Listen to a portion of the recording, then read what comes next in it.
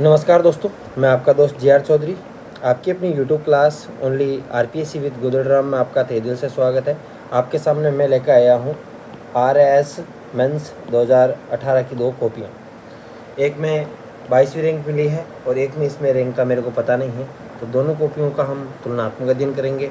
एक में मिला है, ये पेपर सेकंड है, 90 नंबर मिले हैं 200 में से, एक को मिले हैं 104।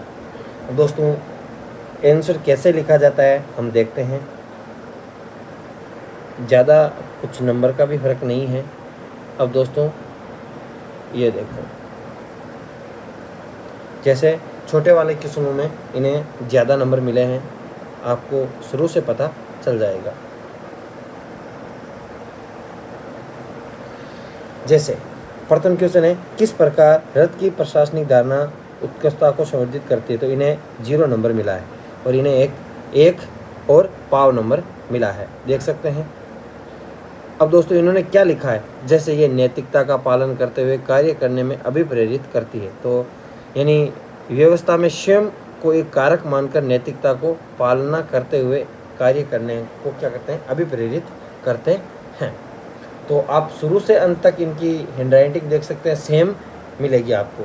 तो इन्हें 0 नंबर मिला है और इन्हें 0, तो यहाँ पर आप देख सकते हो इनको ज़्यादा नंबर मिले हैं इनसे।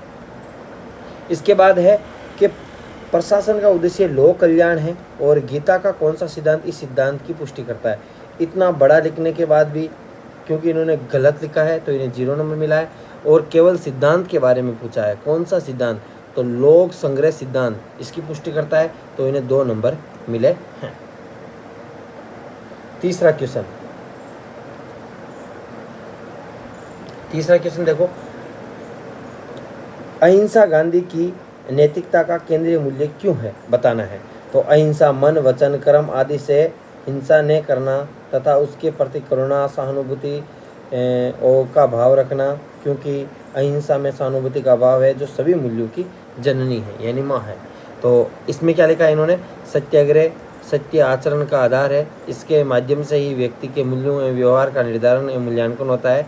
सकारात्मक मन वचन कर्म से हिंसा नहीं, और ये क्या है, नकारात्मक है, और सकारात्मक क्या है, प्रेम सद्भाव बंधुता का व्यवहार। तो इन्हें कितना नंबर मिला, इन्हें भी 1 मिला है और इन्हें भी 1 नंबर मिला है, दोनों को सेम नंबर मिला है। और आप देख सकते हैं इन्होंने भी यहाँ पर मन वचन कर्म, तो मन वचन कर्म इन्होंने भी लिख दिया, तथा उसके प्रति करुणा सहानुभूति समानुभूति इन्होंने भी प्रेम सद्भाव ये भी लिख दिया, और तो इन्हें 1 नंबर मिला है। अब इसमें मिला है 1.5 नंबर इन्हें। तो प्लेटो न्याय को कैसे परिभाषित करते हैं, तो प्लेटो न्याय को इनसे क्या मिला है, ज़्यादा नंबर मिला है। प्लेटो के अनुसार जब किसी सभी लोग अपने प्रधान सद्गुण के अनुरूप कार्यों का क्रियान्वयन करेंगे तथा एक दूसरे के कार्यों में हस्तक्षेप नहीं करेंगे तथा संयम विवेक व साहस से सामंजस्य स्थापित करेंगे, तो इन्होंने ये न्याय की परिभाषा सही लिखी है। इन्होंने क्या लिखा है, ये हस्तक्षेप का सिद्धांत है, ये हस्तक्षेप का सिद्धांत यानी हस्तक्षेप नहीं करना किसी कार्य में। अब लगभग दोनों का उत्तर सेम तो नहीं कह सकते, तो नंबर किस कारण से ज़्यादा दिया है ये इसमें हम बता नहीं सकते कि, तो क्योंकि इन्होंने तो सारी परिभाषा मेरे को लग रहा है सटीक लिखी है इन्होंने, तभी इन्हें नंबर ज़्यादा मिला है। और इन्होंने ये है सद्गुण के संबंध उदाहरण, इसमें ये कुछ साहस रक्षा ये इन्होंने गलत यहाँ पे लिख दिए। बाकी इन्होंने संयम विवेक साहस के सामंजस्य स्थापित करेंगे और प्रधान सद्गुण के अनुरूप, यानी जब सभी लोग अपने प्रधान कार्यों का क्रियान्वयन करेंगे, एक दूसरे कार्यों में क्या नहीं करेंगे, हस्तक्षेप नहीं करेंगे, तो इन्हें यहाँ पे अहस्तक्षेप सिद्धांत लिखने और बाकी अन्य कार्यों में हस्तक्षेप न करें और राज्य के न्याय की स्थापना करें। अगला है सहयोगात्मक बुद्धिमत्ता से आप क्या समझते हैं, 1.5 नंबर मिला है और इन्हें कितना मिला है, इन्हें भी 1.5 नंबर मिला है। अब दोस्तों सहयोगात्मकता का ये क्या लिखा है इन्होंने, अपने तथा दूसरों के सहयोगों को समझना, तर्क संगत मानकों विवेक के आधार पर उनमें विभेदन करने तथा उनके अनुरूप अपने व्यवहार को निर्देशित करना, इन्होंने सही लिखा। सर्वप्रथम उल्लेख इन्होंने ये लिखा है, सर्वप्रथम उल्लेख किसने किया, विलोबी के अनुसार इन पुस्तक के बारे में इन्होंने लिखा है। और इन्होंने क्या लिखा है, स्वयं के एवं अन्य के सहयोगों को समझना एवं स्वयं को अभिवृद्ध करते हुए नियमित करना, उन सहयोगों का व्यवहार कौशल के रूप में उपयोग की मानसिकता क्षमता संवेगात्मक बुद्धिमत्ता कहलाती। तो दोनों ने ही लगभग सेम लिखा है। अगला क्वेश्चन, इन्हें 2 मिले हैं और इन्हें कितना मिला है? 3 नंबर मिला है। अतिवाद घातक है, हम इससे कैसे बच सकते हैं? तो मध्यम मार्ग के द्वारा हम इससे बच सकते हैं। तो इन्होंने क्या लिखा है? अरस्तु व बुद्ध के अनुसार नैतिक पालना में अतियों से बचना चाहिए। दो अतिवादी विचारधाराओं में मध्यम मार्ग, इन्होंने भी मध्यम मार्ग लिखा है, तो ये भी इनका सही है। बचने के तरीके इन्होंने वापस लिखे हैं। तो इसके बाद में इन्होंने लिखा कायरता व बर्बरता का मध्यम मार्ग, साहस, सब कुछ त्यागना, सब कुछ हड़पने का मध्यम मार्ग, न्यायपूर्ण भौतिक वैराग्य मध्यम मार्ग, संयम है। अरस्तु के अनुसार अतिवाद व्यक्ति अपनी विचारधाराओं से बाहर नहीं निकल पाता है, जिससे महत्वपूर्ण विचारों को नहीं जान पाएगा, उसकी बुद्धि केवल संकीर्ण होगी। तो इन्होंने भी ये काफ़ी हद तक सही लिखा है, तो इन्हें 3 नंबर और इन्हें 2 नंबर मिले हैं। अब है मानवीय मूल्यों के संवर्धन में समाज की भूमिका क्या है? इन्हें 4 नंबर मिले हैं, 5 में से 4 नंबर मिले हैं। और इन्हें कितना मिला है? इन्हें 2.5 नंबर मिला है। तो 2.5 नंबर मिला है। देखो, तो मानवीय मूल्यों में समाज का योगदान द्वितीय सामाजिकरण कहलाता है। बच्चा 6 से 8 वर्ष, उस समय समाज पर प्रभाव पड़ता है, वह सामाजिक क्रियाकलापों का अनुसरण करता है, वह सामाजिक कार्यों में रुचि रखता है। समाज द्वारा निम्न मूल्य भाईचारा, बंधुत्व की भावना लिख दी, सहयोग, हम की भावना, धर्मनिरपेक्षता, राजनीतिकरण, भाई भतीजावाद, लिंग भेद, दहेज आदि भारतीय समाज नकारात्मक मूल्य हैं। अब है इन्होंने क्या लिखा है? समाज द्वितीय सामाजिकरण का रूप है, लिख दिया, सही है। समाज में व्यक्ति सलाह, प्रतिस्पर्धा, विरोध, आलोचना के माध्यम से मूल्यों में अंगीकार करता है। समाज में व्यक्ति सामूहिक सहयोग, बंधुता, धर्मनिरपेक्ष, ये भी इन्होंने काफ़ी हद तक सही लिखा है। लेकिन अब नंबर कहाँ पे इन्होंने ज़्यादा लिए हैं, ये आप बता सकते हैं, कमेंट बॉक्स में बताएं कि कहाँ पे इन्हें नंबर ज़्यादा मिला है। मेरे को तो लगभग इनका उत्तर सेम ही लग रहा है। इन्होंने केवल ये 6 से 8 लिखा है, मानवीय मूल्यों, समाज का योगदान, और थोड़ा सा यहाँ पे ज़्यादा लिखा है सामाजिक कार्य। अब इन्होंने भी लिखा है सामाजिक कार्यों में रुचि वगैरह के बारे में, धर्मनिरपेक्षता, इन्होंने भी धर्मनिरपेक्षता, भाईचारा, बंधुता, इन्होंने भी लिखा है। अब है आपके अनुसार प्रशासनिक अधिकारी के मानसिक तनाव के क्या मुख्य कारण होते हैं? तो मानसिक तनाव के कारण इन्होंने क्या लिखे हैं यहाँ पे? भावनात्मक बुद्धिमत्ता का विकास करने के लिए सबसे महत्वपूर्ण। अब इन्हें कितने नंबर मिले हैं हम देखते हैं। इन्हें 2.5 नंबर मिला है। तो इन्होंने कारक पूछे हैं, तो कारक इन्होंने देखो पॉइंट के रूप में लिखा है। तो पर्यावरणीय, घर का वातावरण, व्यक्तित्व, स्वास्थ्य और कार्य दशाओं संबंधी, और राजनीतिक दबाव, प्रशासनिक जटिलता, ये लिखे हैं। तो इन्हें थोड़ा सा ज़्यादा नंबर दिया गया है पॉइंट के रूप में लिखने पर। अगला है श्रम एक पूंजी है और जीवधारी पूंजी अक्षय है। मैं पूंजी व श्रम में न्याय संगत संबंध की स्थापना करना चाहता हूँ। मैं एक का अन्य के ऊपर प्रभुत्व नहीं चाहता हूँ। तो गांधी जी के बारे में क्वेश्चन है और 5 नंबर का क्वेश्चन है। 3 नंबर इन्हें मिले हैं और इन्हें कितना नंबर मिला है? इन्हें भी 3 नंबर मिला है। अब दोस्तों, दोनों को 3-3 नंबर मिले हैं। इन्होंने सबसे लिखने का कारण है, इन्होंने देखो ट्रस्टीशिप, न्यायधारिता का सिद्धांत, और व्यक्ति के श्रम और पूंजी प्राप्ति, प्रकृति दोन, पूंजीपति, उन पर अधिकार, न केवल न्यायसी के रूप में। इन्होंने ये अंडरलाइन करके लगभग सभी को अंडरलाइन लिखा है। इन्हें न्यायधारिता, और इन्होंने भी काफ़ी हद तक सही लिखा है। तो अपने मन के विचार सभी ने लिखे, क्योंकि सेम टू सेम यदि आप ये उत्तर यदि आप 2018 में कोई भी सोल्ड पेपर है, किसी भी बुक, ये किसी लेखक का देखोगे तो आपको ये सेम नहीं मिलेगा, क्योंकि ये याद नहीं रहता सेम। अगला है राजनीतिक तटस्थता सुशासन सुनिश्चित करती है, व्याख्या कीजिए। तो इन्हें 4 नंबर मिले हैं और इन्हें कितना मिला है? 2.5 नंबर मिला है। अब दोस्तों, मेरे को लग रहा है ये जो नीति शास्त्र है इनमें इनके नंबर अच्छे हैं, और जिनकी 22वीं रैंक आई इनके नंबर मेरे को कम लग रहे हैं नीति शास्त्र में। अब RTI सुशासन रूपी ताले की चाबी है।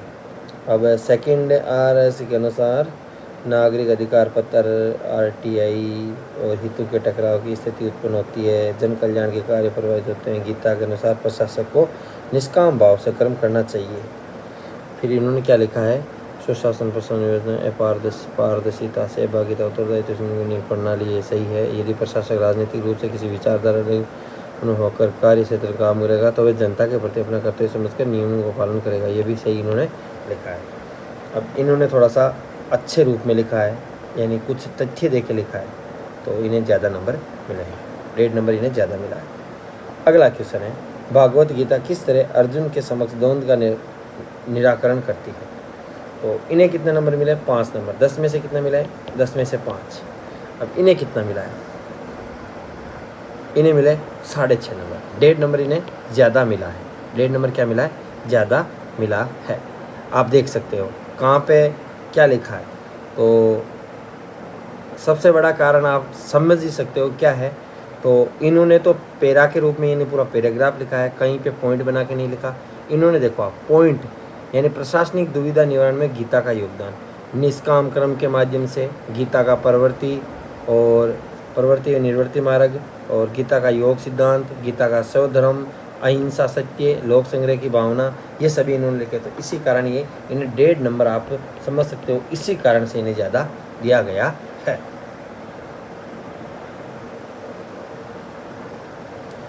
वापिस इन्हें 6 नंबर मिले हैं कि लोक नायकों व सुधारकों के उपदेश कभी पुराने नहीं होते, आधुनिक संदर्भ में उनकी महत्ता उजागर करते। तो इन्हें 5.5 मिले हैं, आधा नंबर इन्हें ज़्यादा मिला है।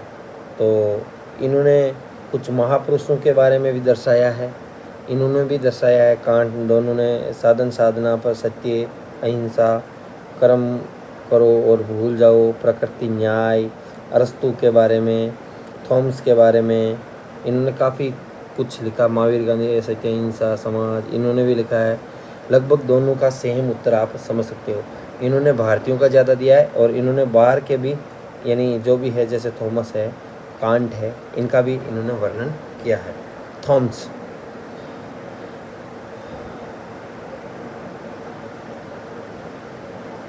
प्लेटो के न्याय सिद्धांत, साहस, संयम अंतर्निहित है, इन्हें 5.5 नंबर मिले हैं और इन्हें 5.5 नंबर बराबर नंबर मिले हैं। इन्होंने लगभग ये सभी क्वेश्चन हैं वो पॉइंट के रूप में लिखे हैं। सबसे बड़ा नंबर ज़्यादा मिल रहे हैं इनको बड़े क्वेश्चनों में, तो यही कारण है। यदि ये इसी रूप में यदि ऐसे लिखते तो इनको मेरे को लग रहा है 7 नंबर लगभग मिल जाते। अब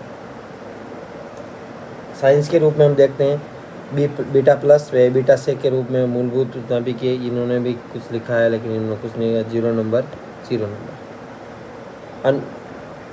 अनुरूप व अंकीय संकेत में अंतर, तो इन्हें भी 0, इन्हें भी 0। साबुन व अपमार्जक 2 नंबर मिले, 2 नंबर मिले। जैव निम्नीकृत होते हैं, जैव अनिम्नीकृत होते हैं, केवल मृत जल में कार्य करते हैं, कठोर एवं मृत दोनों में कार्य करते हैं। अब देखो कार्य करते हैं, ये से कोई लिखना जरूरी नहीं, केवल मृत में कार्य करते हैं लिखना कोई ज़रूरी नहीं है। आप देख सकते हो बिल्कुल शॉर्ट रूप में लिखा है, जितना शॉर्ट लिखोगे नंबर आपको पूरे मिल जाएंगे पक्का गारंटी के साथ। अब है मानव रक्त में हीमोग्लोबिन की भूमिका। अब दोस्तों इन्होंने केवल इतना ही लिखा, हीमोग्लोबिन मानव रक्त को लाल रंग देता है, वह गाढ़ा बनाता है। अब इन्होंने क्या लिखा है, हीमोग्लोबिन रक्त में ऑक्सीजन परिवहन में और हीमोऑक्सीग्लोबिन के रूप में फेफड़ों के उत्तक तक O2 का परिवहन, CO2 का परिवहन, और ये सभी लिखे तो इन्हें 1.5 नंबर मिला है। तो 1 नंबर ज़्यादा मिलने का कारण है इन्हें भाई O2 का परिवहन किस तरीके से ऑक्सीजन के रूप में, हीमोऑक्सी फेफड़ों के रूप में, उत्तकों से फेफड़ों तक CO2 का परिवहन, ये सभी इन्होंने चीज़ें लिखी है। इसके बाद में बहुलक की परिभाषा लिखिए, 1 नंबर मिला। क्या है,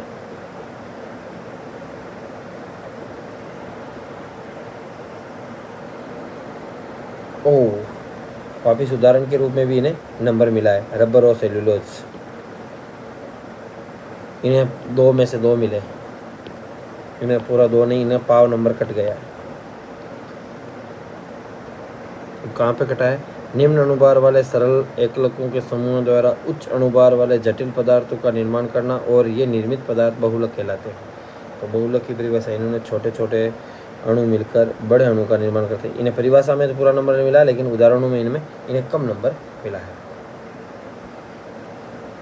नोट, इन्होंने अटेंड नहीं किया, इन्होंने भी अटेंड किया है लेकिन नंबर नहीं दिए गए हैं। अगला क्वेश्चन है, इन्हें 1 नंबर मिला है और इन्हें अच्छे नंबर मिले। इन्हें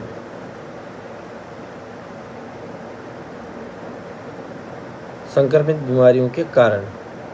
तो इन्होंने सीधा ही इस बीमारियों का वर्गीकरण कर दिया। भाई बीमारियों के कारण नहीं लिखे, जीवाणु, अन्य सूक्ष्म जीव। पहले तो इन्होंने ये क्वेश्चन अच्छी तरीके, मेरे को लग रहा है पढ़ा नहीं कि क्या करना है, और फिर केवल इनमें वर्गीकरण करना था कि संक्रमणीय लिखना था, असंक्रमणीय लिखना था। फिर बाद में इन्होंने वर्गीकरण किया तो इन्हें अच्छे नंबर दिए गए, आप देख सकते हो। यानी 5 में से आपको बता दूं 4.5 नंबर मिलने का कारण यही है। तो इन्होंने पहले तो कारण बता दिए, 1 2 3 4 5 6 7 8 9 कारण इन्होंने बता दिए, और संक्रमणीय वर्गीकरण कर दिया, असंक्रमणीय का वर्गीकरण कर दिया। और इन्होंने क्या लिखा है आप देखते हो, जो पूछा नहीं है वो इन्होंने लिखा है।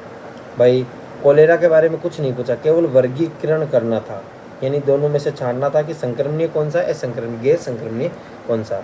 तो इन्होंने फालतू का यहाँ पे क्या कर दिया, वर्णन कर दिया। तो इन्हें केवल 1 नंबर मिला है, सबसे बड़ा कारण।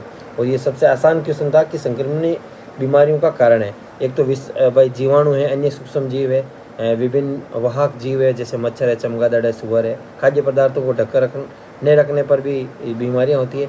स्वस्थ एवं स्वच्छता का ध्यान नहीं रखने पर, खुले में शौच करने पर, असुरक्षित यौन संबंध करने पर, चिकित्सा सलाह नहीं मानने पर, खुले जल स्रोतों में पानी जमना जिससे मच्छर हो जाते हैं, और कुछ जैसे कबाड़ वाले सामान में पानी रुकने से वहाँ पे मच्छर पैदा हो जाते हैं, तो ये संक्रमणीय बीमारियां होने का कारण है।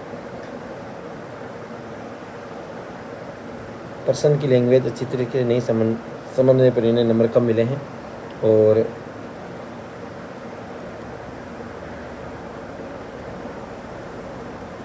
सातवां क्वेश्चन है ये, वापस 8वां क्वेश्चन है, उपार्जित प्रतिरक्षा और उनके प्रकारों का संक्षेप में वर्णन कीजिए। अब दोस्तों, उपार्जित प्रतिरक्षा ये शरीर में प्राकृतिक रूप से उत्पन्न है, बाह्य माध्यम से जीवाणु प्रवेश करवाकर टीकाकरण के माध्यम से। बहुत ही आसान क्वेश्चन था। और सक्रिय और निष्क्रिय, तो इन्होंने लिखा तो 3 नंबर इन्हें मिले, इन्होंने अटेंड नहीं किया है।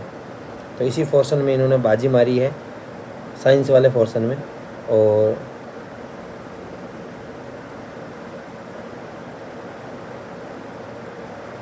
भारत का नैनो मिशन व इसका उद्देश्य, इन्होंने क्या लिखा है नैनो मिशन के बारे में। तो नैनो मिशन क्या है, पहले तो ये लिखना था, फिर इसके उद्देश्य में लिखने थे।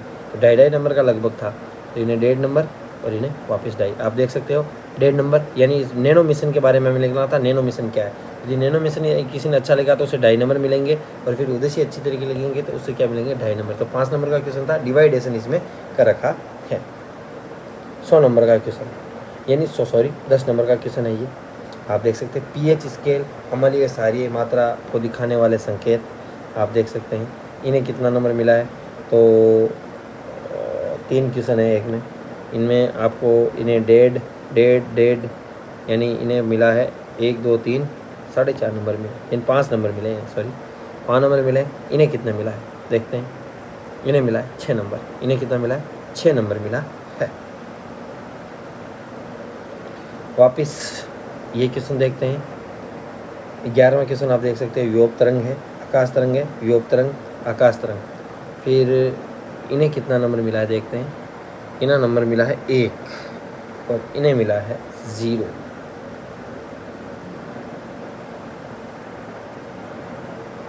वापिस खाद्य परिरक्षण के सिद्धांत, और इन्हें 5 नंबर मिले, इन्हें 2 नंबर मिले।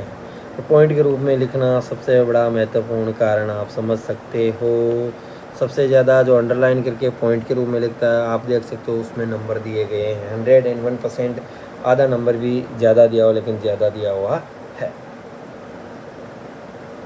अब क्वेश्चन में क्या पूछा है, क्या लिखा है, कुछ पता भी नहीं चल रहा, कहाँ क्या पढ़ेगा सीधा। ऐसे नहीं, यदि पॉइंट में लिखा होता तो वो ऊपर का पढ़ लेता, यदि अच्छा लगता तो नंबर भी दे सकते हैं। राजस्थान में सार्वजनिक स्वास्थ्य पहल के अंतर्गत योजनाओं कार्यों को सूचीबद्ध करना, 6 नंबर मिले। अब देखो, एक तो इन्होंने योजनाएं लिखी, एक इन्होंने योजनाएं लिखी, आप अंतर समझ सकते हो। 7 नंबर, 1 नंबर ज़्यादा आने का कारण, सबसे बड़ा कारण आप इसे यही समझ सकते हो। तो 7 नंबर, एक तो आप या तो क्रम लगा के या टेबल बनाते ऐसे, तो भी आपको नंबर ज़्यादा मिल सकते थे। मुख्यमंत्री निःशुल्क, तो आपने यहाँ पे बीच में लिखने की कोई ज़रूरत नहीं थी, यहाँ पे आप यहाँ पे लिख देते, इसी लाइन में लिखते तो आपको लिखा इन्होंने अच्छा है, लेकिन नंबर इनको ज़्यादा मिलने का कारण है इन्होंने ये पैराग्राफ बना के नहीं लिखे, पॉइंट बना के लिखे हैं। इन्होंने 5 लिखी है पॉइंट, तो भी इन्हें 7 नंबर मिले, सॉरी 6 7 लिखे हैं तो 7 नंबर मिल गए। यदि 10 लिखते तो इनको 10 नंबर आपको पक्का मान सकते हो, 10 नहीं तो 8-9 तो नंबर मिलते ही मिलते। अब ज्योग्राफी की बारी आती है, तो 4 पर्वतों के नाम पूछें, गलत है। और विश्व में पर्वत निर्माणकारी घटनाओं को इन्होंने प्री कैम्ब्रियन, कैलोनियन, हेर्सिनियन, अल्पाइन, ये इन्होंने सही लिखा है, 2 नंबर इनको पूरे मिले हैं। छोटे नागपुर पठार का मैथो। अब दोस्तों, काली मिट्टी के लिए मैं तो क्या नदियों का उद्गम कुछ थोड़ा सा अच्छा नहीं लिखा है, कारण ये छोटा नागपुर पठार का मैथो लिखना था। ये पठार कहाँ पे स्थित है और कितने राज्यों में स्थित है, इसमें ये मिट्टी पाई जाती है, इसमें खनिज संपदा ज़्यादा है, और एक डायग्राम बनाने से इन्हें 5 नंबर ज़्यादा मिला है। तो डायग्राम का बहुत महत्व समझ सकते हो आप। छोटा नागपुर पठार इन्होंने दर्शा दिया, जादूगोड़ा यूरेनियम और दामोदर घाटी स्थित है, जिसे भारत का रूर घाटी भी कहलाती है। तो रोजगार की दृष्टि से, आर्थिक, सामाजिक सभी दृष्टि से है वो छोटे नागपुर पठार का महत्व ये लिखते तो भी इन्हें नंबर मिल सकता था और ज़्यादा। सौर ऊर्जा है तो कौन सी उपयुक्त दशाएं, एक तो स्वच्छ आकाश सही है, इन्हें देखो क्या कारण है, 325 दिन ये सही है, वापिस सौर तापमान की पर्याप्त उपलब्धता ये भी सही है, पश्चिमी राजस्थान में खाली क्षेत्र ये भी सही है, सौर ऊर्जा विकास इसमें तो इसका कोई मेथड भी नहीं है तो भी इन्हें नंबर मिला है। बडला सोलर पार्क ये भी लिखा है इन्होंने। उपयुक्त दशाएं लिखनी थी, सूक्ष्म मरुस्थलीय क्षेत्र, अब नंबर कहाँ पे ज़्यादा दिया है कुछ पता नहीं है, केवल उपयुक्त दशाएं किन कारण यहाँ पे ज़्यादा दशाएं, इस कारण सौर ऊर्जा की वो सौर ऊर्जा है वो ज़्यादा हो रही है। तो एक तो स्वच्छ आकाश होता है और एक तापमान की पर्याप्त उपलब्धता रहती है। सोनाड़ी व मालवी पशुधन नस्लें राजस्थान के कौन से जिलों में पाई जाती है, तो गलत है पूरा ही। सोनाड़ी इन्हें कितना 1 नंबर मिला है। सोनाड़ी बाड़मेर, जैसलमेर, जोधपुर भेड़ की नस्ल है। पहले तो ये लिखना था कि सोनाड़ी भेड़ की नस्ल है जो मुख्यतः बाड़मेर, जैसलमेर यानी राजस्थान के सीमावर्ती पश्चिमी सीमावर्ती इलाकों में पाई जाती है, जो बाड़मेर, जैसलमेर, जोधपुर जिलों में पाई जाती है। फिर मालवी, चित्तौड़, कोटा, बूंदी, 12 ये भेड़ व गाय की नस्ल है और इन्हें 0 नंबर मिला है। इन्होंने कुछ लिखा नहीं है। सोनाड़ी, मालवी पशुधन नस्लें भेड़ों की, दोनों ही भेड़ों की बता दी इन्होंने। संरक्षित क्षेत्र, अब इन्हें नंबर कहाँ पे, एक तो गुड़ाई विष्णुयन, एक गोंगोलाव, एक सुंदा माता क्षेत्र, इन्हीं में नंबर ये मिला है। 8 संरक्षित क्षेत्र है और आप देख सकते हैं कितने नंबर, 1/8 नंबर आप इनको सोच सकते हैं, 1/8, 1/8, 1/8, 1/8।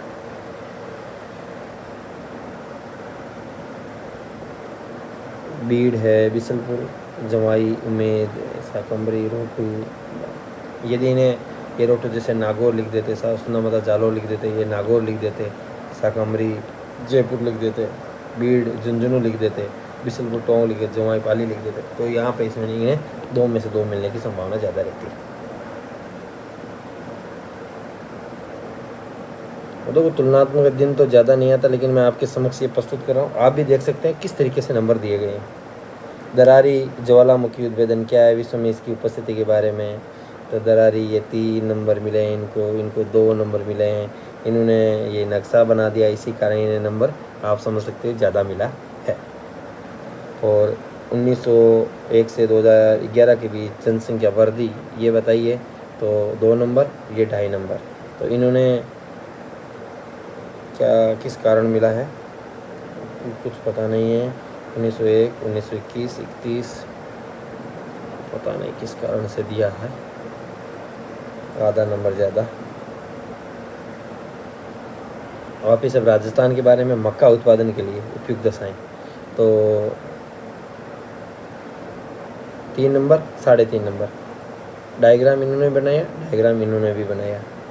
वर्षा लिखी मक्का खरीफ फसल है इसकी, वो है जो उपयुक्त दशाएँ लिखनी थी। इसके उत्पादन के क्षेत्र तो आपको पता ही है क्षेत्र है। उपयुक्त दशाएँ क्या है? एक तो मिट्टी है, एक पर्याप्त वर्षा होती है, एक तापमान भी होता है। उपयुक्त दशाएँ लिखनी थी। इन्होंने क्या लिखा है उपयुक्त दशाएँ? मोटा अनाज, ये कुछ लिखना नहीं है। अर्धशुष्क, एक तो जलवायु हो गई, इसकी जलवायु लिखनी थी, सही है। लाल पीली मिट्टी में पाई जाती है, वर्षा पर्याप्त मात्रा में, इसी कारण ये लिखने थे। सीमेंट उद्योग अवस्थिति कारकों वर्दी की व्याख्या कीजिए। 3.5 नंबर, 2 नंबर। शेखावाटी प्रदेश की भौतिक विशेषताओं का वर्णन 4 नंबर, 3.5 नंबर। क्या वनस्पति जोड़, ये जोड़ लिखे हैं स्टेपी, इन्होंने काफ़ी अच्छा लिखा है। तालाब जोड़ करके तोरावटी क्षेत्र लिखा है। खनिज के बारे में लिखा है, खनिज पाया जाता है, यही अवस्थिति से ये भौतिक विशेषता है। देखो दोस्तों, इसमें ये पूछा शेखावाटी प्रदेश, और आपको पता है ये 2018 पेपर है, तो 2021 में आपको पता है कौन सा क्वेश्चन पूछा गया? हाड़ौती पठार के बारे में, उसकी भौतिक विशेषताएं। तो आप समझ सकते हो जिसके बारे में क्वेश्चन पूछा उसी के बारे में। वापिस पृथ्वी पर सतही पैलियोजोइक कल्प के प्रमुख महत्वपूर्ण विकासों का विवेचन कीजिए। इसमें भी एक किसी कल्प सिनोजोइक इसके बारे में कुछ पूछा गया था, 2 नंबर का क्वेश्चन था। इसमें इन्हें कितना नंबर मिले हैं? 3 नंबर मिले हैं। इन्हें भी 3 नंबर दिया है। वर्षा की स्थिति, इन्हें 4 नंबर मिले हैं, और इन्हें कितना नंबर मिला है? इन्हें 6.5 नंबर मिलने का सबसे बड़ा कारण आप देख सकते हो। एक तो इन्होंने बिल्कुल छोटे रूप में लिख दिया, बड़ा चढ़ा के नहीं लिखा। और आप देख सकते हो पश्चिमी घाट, इन्होंने पश्चिमी घाट का वर्णन किया है। ये मानसूनी पवनें पश्चिमी घाट से टकराती, यहाँ पर वर्षा करती है। और ये बंगाल की खाड़ी आ गई, अरब सागर आ गया। इन्होंने ऐसा भी यहाँ पर लिख देते तो और भी अच्छा रहता। और मेघालय, गारो खासो जयंतिया पहाड़ियाँ, हिमालय का पठार है, अरब सागरीय शाखा अरावली है। और लौटते हुए मानसून से कोरोमंडल तट पर वर्षा होती है। पूर्व घाट पर अवरोध के कारण वर्षा होती है। काफ़ी अच्छी तरीके से इन्होंने लिखा है। अब इस सीमा राजस्थानी नदी प्रणालियाँ हैं, तो इन्हें 7.5 नंबर मिलने का कारण है ये इन्होंने देखो तुलनात्मक अध्ययन के रूप में लिखा है, और इन्होंने तुलनात्मक अध्ययन के रूप में नहीं लिखा है, तो इन्हें आप देख सकते हो 5 नंबर मिले हैं। तो 2.5 नंबर ज़्यादा मिलने का कारण है इन्होंने तुलनात्मक अध्ययन के रूप में ये लिखा है।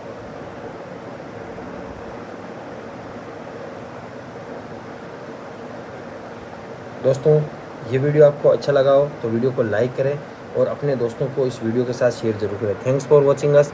अगले वीडियो में हम लेके आएंगे थर्ड पेपर के बारे में। थर्ड पेपर में दोनों ने क्या लिखा है इसका कंपैरिजन करेंगे। वीडियो अच्छा लगा हो तो वीडियो को लाइक ज़रूर करें, और चैनल को सब्सक्राइब करना ना भूलें। Thanks for watching us.